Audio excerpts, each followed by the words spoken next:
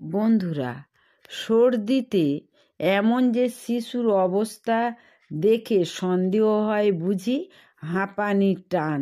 সর্দি হলেই এমন অবস্থা হতে থাকে, আবার সর্দিতে ভুগেও ঘন ঘন।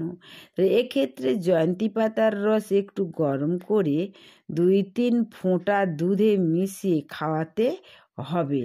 সেই সঙ্গে খানিকটা জয়ন্তী পাতার রসের সঙ্গে সর্ষের তেল মিশিয়ে বুকে আস্তে আস্তে মালিশ করতে হবে।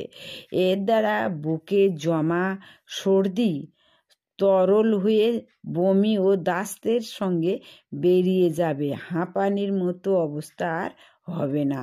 আবার প্রবল সর্দিতে নাক বন্ধ হয়ে যাচ্ছে, শ্বাসকষ্ট হচ্ছে, ছটপট করছে, কান্না বন্ধ করা যাচ্ছে না, গায়ে জ্বর নেই, পায়খানা করছে না, খাওয়ানো হচ্ছে, সবই বমি করে ফেলছে।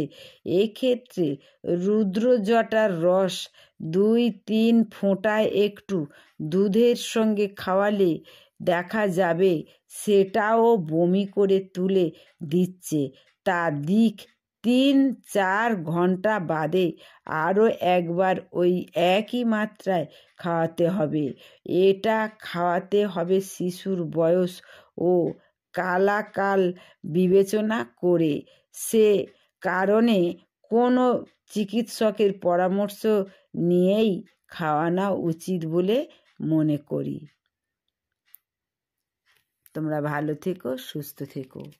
ভালো লাগলে সাবস্ক্রাইব করো, যাতে নতুন নতুন ভিডিও তোমাদের কাছে পৌঁছায়।